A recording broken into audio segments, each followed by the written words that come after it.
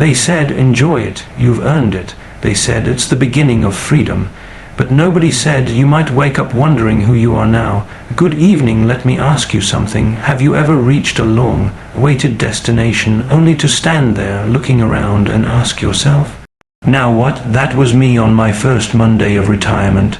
No emails, no deadlines, no urgent phone calls, just silence. It should have felt like paradise instead. It felt a bit like standing in the middle of a wide, empty field, free, yes, but lost. Nobody told me that retirement isn't just an ending, it's a massive shift, a quiet earthquake that changes your identity, your rhythm, and sometimes your very purpose. Today, I want to take you on a journey, a personal one. I want to talk about what retirement really feels like. Not the sunshine, sure version, but the real, raw, surprising, emotional truth that nobody warns you about. When I first retired, I expected to feel liberated. No more alarms, no more commuting, no more juggling meetings or project deadlines. I imagined peaceful mornings, long walks, coffee that didn't go cold on my desk, and an open calendar stretching out like a lazy river. But what nobody told me, what no retirement guide or farewell card ever mentioned, was how quickly the lack of routine can begin to feel like the absence of meaning. For decades, my identity was wrapped in what I did. I was a teacher or a manager or a supervisor. I had a title, a business card, a purpose every morning. My schedule was full before I even opened my eyes. I knew who I was and what was expected of me. And even on the most stressful days, that structure gave my life shape. My work gave me more than just a paycheck. It gave me identity. It gave me worth. It gave me a place in the world. And then one day it stopped. No more work emails, no one needing my opinion, no students waiting for my guidance, no coworkers checking in on Monday morning, just me and this new, long stretch of time I had supposedly earned. It was shocking how fast the silence crept in, not just in the house, but inside my mind. Days felt longer, but not in a joyful way. It was as if time had slowed just enough to let my doubts catch up. I found myself asking, who am I now? And not out loud at first, but in those quiet moments while brushing my teeth or while sipping my morning coffee without urgency. For the first time in a long time, I wasn't sure of the answer. No one tells you how much of your self-worth has been quietly built around being needed, around being busy, around having a title, even the smallest things, like being greeted with a good morning, sir, or ma'am, we need your help. They all feed a sense of value that's hard to replace once it's gone. The phone doesn't ring as often. The inbox stays eerily empty, and you begin to notice that people talk to you differently now. Not unkindly, just with a different tone, as though something about you has been gently archived. I wasn't prepared for the strange kind of invisibility that retirement can bring. At work, I felt relevant. In retirement, I sometimes felt like I was watching the world rush past me from the side of the road. Everyone else still had somewhere to be, a meeting to attend, a deadline to chase. I had time, but it often felt like I was no longer part of the momentum. And let me be honest, that loss of identity, it doesn't happen all at once. It happens slowly, in the little moments. You open your closet and wonder why you even kept all those ties or heels. You stop checking the time, you start to float. But here's the truth I eventually had to face. I had spent so many years introducing myself by what I did. I had never really learned to introduce myself by who I was. When people asked, what do you do? I had an easy answer, but now that question felt almost confrontational. I began to feel like I had to justify my existence again. What am I doing now? What am I contributing? What value do I bring? And that's the part nobody really prepares you for. Retirement isn't just about leaving work. It's about confronting the uncomfortable space that work used to fill. It's about realizing how often we let our jobs define us because we never had the time, or maybe the courage, to define ourselves. It took a while, but eventually I began to reframe things. I began to look at myself not as someone who had lost their identity, but someone who had been given the rare chance to rebuild one. But that didn't come easily. It came after weeks, even months, of discomfort, questioning, and more than a few moments of quiet grief. Because that's what it is in some ways, a kind of grief, a mourning for a version of yourself that no longer exists, a farewell to the rhythms and responsibilities that once gave your life structure. And like all grief, it must be felt before it can be healed. What helped me most was recognizing that I was not alone. I started talking to other retirees. Some of them shared my feelings exactly. One friend described it as being let out of a cage only to realize I didn't know where to fly. Another said she felt guilty for not feeling joyful every day, and we all agreed on one thing. No one told us that the biggest challenge of retirement would be rediscovering ourselves, so I started small. I created new routines, not strict schedules but gentle anchors, morning walks, evening books, midweek calls to friends. I stopped measuring my worth by how productive I was and started paying attention to how connected I felt. To myself, to others, to life beyond the clock. It wasn't easy, but over time I started to see retirement not as an ending but as a doorway, not as a loss but as an invitation. But I won't sugarcoat it. The loss of identity and routine can feel like a tidal wave. And unless you're prepared to swim, it can easily pull you under. That's why I believe we need to talk about this. We need to stop treating retirement like a vacation and start treating it like a transformation. Because that's what it is. Nobody told me how strange it would feel to step out of the role I had lived in for so long. Nobody told me that freedom could be overwhelming, that silence could be deafening. That time, once so scarce, could become so heavy. But if you're standing on the edge of retirement, or already in it, feeling that strange emptiness, I want you to know this: you are not alone and you are not lost. You are simply in between who you were and who you are about to become, and that is a powerful place to be. If you had asked me a few years ago what I expected retirement to feel like, I probably would have used words like peaceful, relaxing, or even joyful. After all, isn't that the promise? Years of hard work finally rewarded with a time of calm, freedom, and rest. That's what they show you in the magazines. The smiling couples walking on beaches, the cheerful mornings over coffee, the carefree days stretching blissfully ahead. What they don't show you, the part nobody really talks about, is the emotional chaos that can come along for the ride. You expect a gentle landing. Instead, it's more like a roller coaster, one you didn't know you were getting on. One that dips sharply just when you thought things were leveling out. One that twists your emotions in directions you hadn't planned for. In the beginning, I felt excitement. The first few days of retirement did feel like a vacation. I slept in, I caught up on hobbies, I had long lunches, I felt like I had escaped a cage. There was laughter, ease, lightness, but it didn't take long for something else to creep in, a kind of emotional static. A sense of disorientation. Then came the guilt. Yes, guilt. I know that sounds strange, but after so many years of being productive, useful, and on, suddenly doing nothing felt wrong. There were days I found myself apologizing for being idle, for not having something important to do, for spending the afternoon in a way that felt too indulgent. I had spent so long associating rest with laziness that even in retirement I couldn't enjoy the quiet without some inner voice criticizing me. It was like I had internalized a lifetime of hustle, and now I didn't know how to turn the volume down. That was when the sadness started to show up, not every day, not all at once, just in moments, sometimes when I was folding laundry, sometimes while watching a movie alone, sometimes while looking out the window at the world going on without me. And it caught me off guard every time. I thought, why am I sad? Isn't this what I wanted? I couldn't explain it then, but I understand now. I was grieving, not just the job, not even the routine, but the version of myself that had a place, a role, a rhythm, and grief, as many of you know, has its own unpredictable timeline.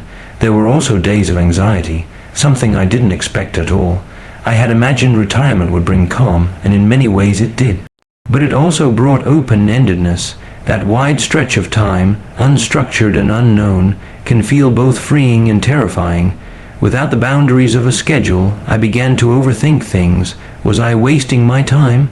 Was I doing retirement right? Was this how it was supposed to feel? Nobody tells you how disorienting it is to go from go to now what? Overnight your calendar clears, but your mind doesn't. It keeps racing, looking for the next task, the next purpose, the next reason to get up in the morning. You begin to question yourself more than you ever did at work. You begin to feel emotions you hadn't felt in years, maybe even ever. Retirement, it turns out, is not just a change in schedule. It's a deep emotional shift. There were also moments of loneliness. People don't talk about that enough. At work, I was constantly around people. I didn't realize how much those passing hallway greetings, lunchroom conversations, or brief check-ins meant to me. They were small, but they anchored my day.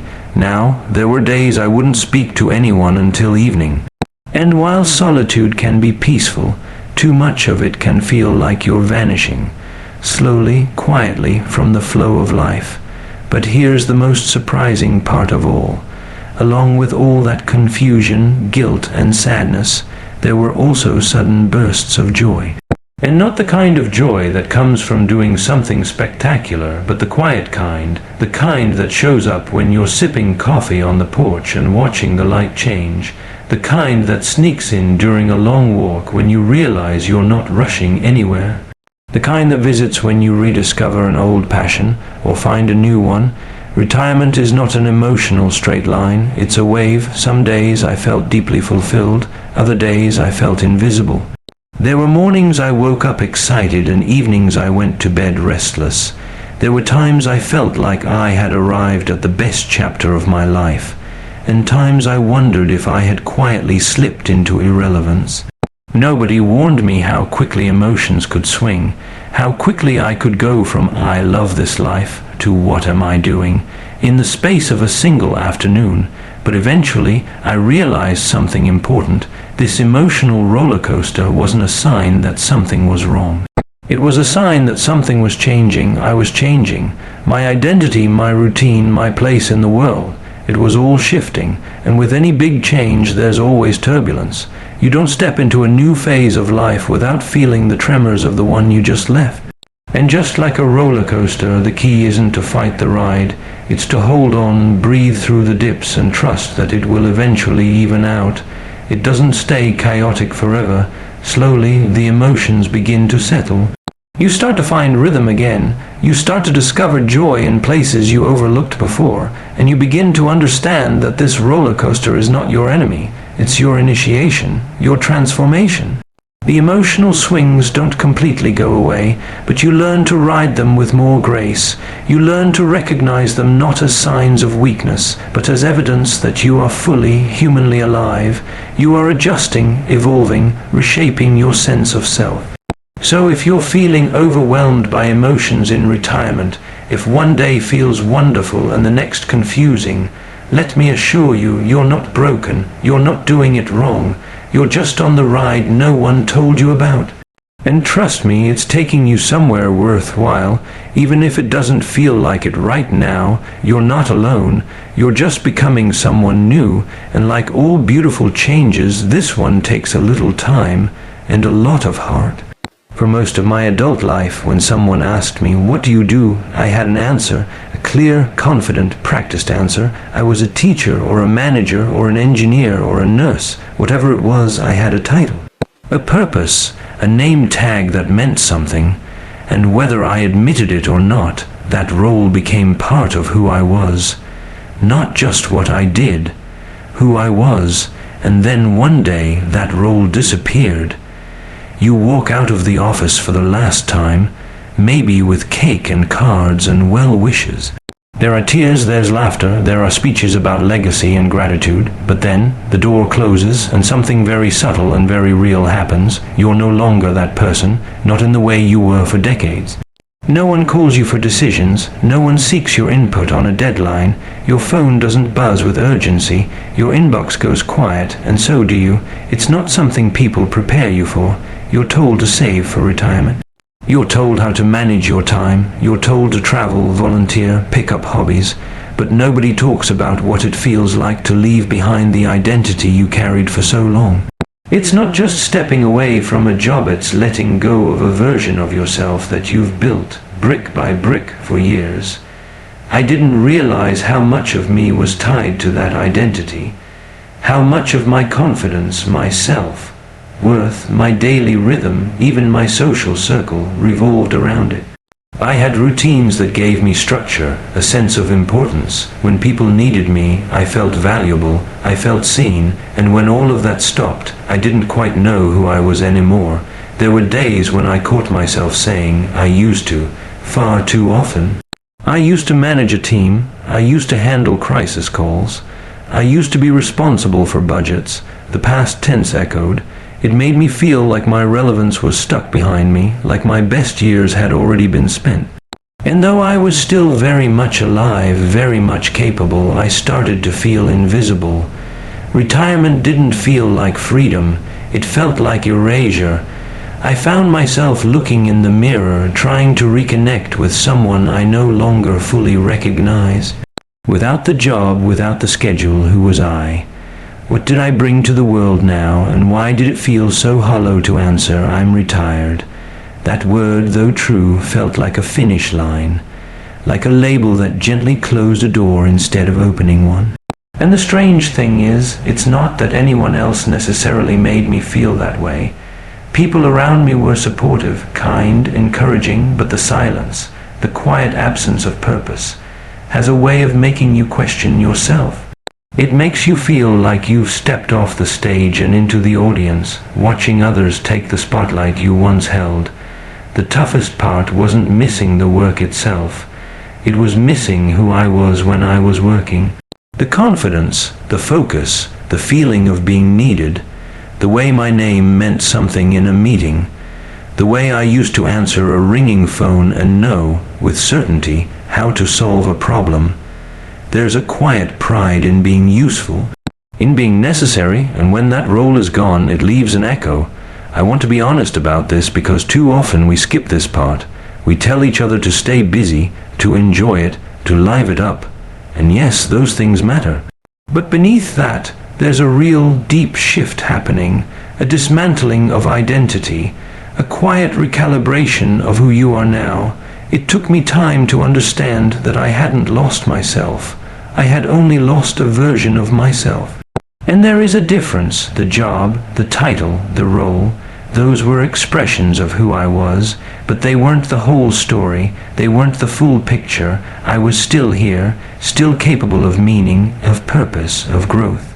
I just had to find it again outside the walls of work, and that's the hard part. It means rebuilding, slowly, carefully, honestly. It means learning to value yourself for who you are, not just for what you do. It means answering what do you do with something more vulnerable. I'm learning to enjoy life. I'm spending time with people I love. I'm figuring it out. It means realizing that you're allowed to grieve the role you left behind, that it's okay to miss it. It meant something. It should mean something, but it also means believing, really believing, that there's more ahead, that you're not done becoming, that retirement isn't the end of your relevance. It's the beginning of your reinvention. I started to see myself differently when I stopped trying to replace the old title with a new one. I didn't need to be something to be someone. I started noticing small joys again. Walks, conversations, writing, listening, being present. I began to see that identity isn't just tied to what the world sees. It's also what you see when you sit with yourself in the quiet, and slowly something changed. Not all at once, not with fanfare, but gently. I stopped introducing myself by what I used to do. I started talking about what I love, what I'm learning, who I'm becoming, and it felt real, honest, freeing. The truth is, our titles will always come and go. Roles shift, careers end, but we as people, we keep going, we evolve. And when we give ourselves permission to step away from the old identity, we make room for something more lasting, a deeper sense of self that isn't tied to performance, but to presence. So if you're in this stage, if you're wondering who you are now that the job is gone, please hear me. You are still you, still worthy, still needed. The world may not hand you a name tag anymore, but that doesn't mean you're invisible. It means you get to choose what defines you now, and that's both scary and beautiful. You haven't lost your identity. You've just outgrown the suit it used to wear. Now it's time to tailor a new one. One that fits this season. One that reflects not just what you did, but who you truly are. When I was working, my days were always racing. Time was money, deadlines ruled the calendar, and every minute felt like it belonged to someone else.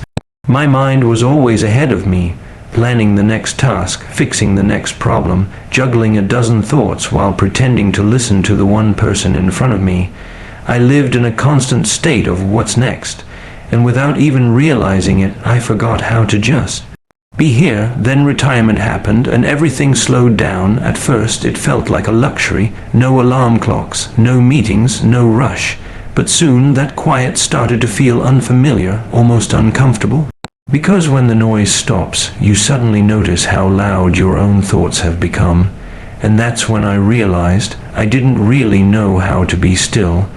I didn't know how to live in the present. Nobody tells you that retirement isn't just about stopping work. It's about starting a new way of being, and for me, that began with learning how to be here, really here, in each moment. It sounds simple, right? Be present, enjoy now, but it's actually one of the hardest lessons I've had to learn. Because when your life has been driven by productivity and speed, presence can feel like idleness. Like you're doing nothing, and doing nothing for someone who's been doing everything feels almost wrong. I remember sitting in my backyard one morning after I retired.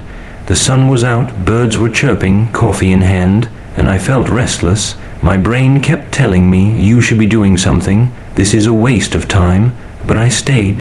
And I noticed the way the wind moved the leaves, the warmth of the sun on my arm, the slow, quiet rhythm of a world that no longer needed to be chased. That was the first time in years I felt peace without distraction. But learning to be present didn't happen in one quiet morning. It came in waves, moments of clarity interrupted by habits of old urgency.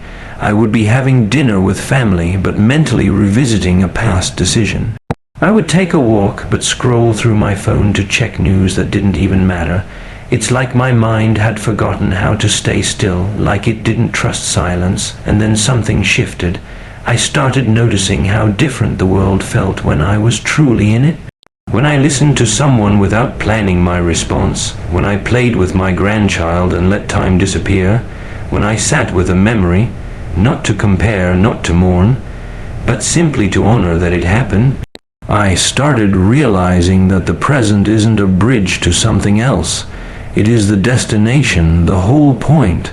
I used to think joy came from accomplishments, from finishing a project, crossing off a list, climbing ladders. But retirement has taught me that real joy often comes in the moments that don't feel productive at all. Watching the rain fall, laughing without a reason, sharing a quiet look with someone who understands you. That's presence, that's living. I had to unlearn the idea that my value came from constant doing.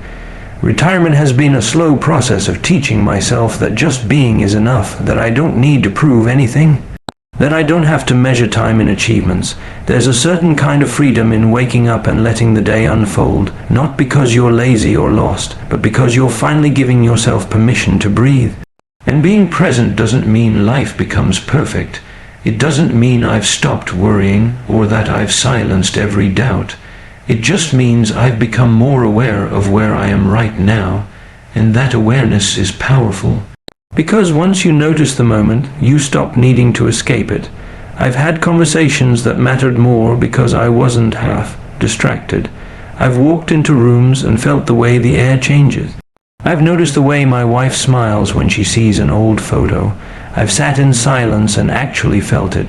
Not as loneliness, but as space. Space to think, to remember, to dream. There's something beautifully humbling about realizing that time isn't speeding past you anymore.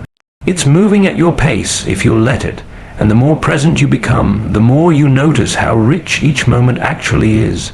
You realize that this ordinary second isn't so ordinary at all. I don't miss multitasking. I don't miss the race. I don't miss being so consumed with getting things done that I forgot to enjoy the process of doing them. Now I water my plants and actually see them grow. I cook slowly. I laugh louder. I cry easier. I listen longer. And I've found that the more present I am, the more grateful I become. Because when you're present, you stop measuring your days by what you've accomplished. You start appreciating them for how they felt, how you connected, how you lived. It's no longer about the quantity of what you did, it's about the quality of how you experienced it. There are still days I drift into old habits. Days I catch myself scrolling or planning or overthinking, but I notice it now. I return to the moment, I breathe, and that awareness, that simple act of coming back to now, has changed everything. Retirement has taught me that the present moment is not just a pause between the past and the future. It's the whole canvas. It's where life actually happens, not yesterday, not tomorrow, right here, right now, and learning to live in that moment, fully and unapologetically, may be the greatest gift retirement has given me. Not because I earned it, but because I finally slowed down long enough to notice it.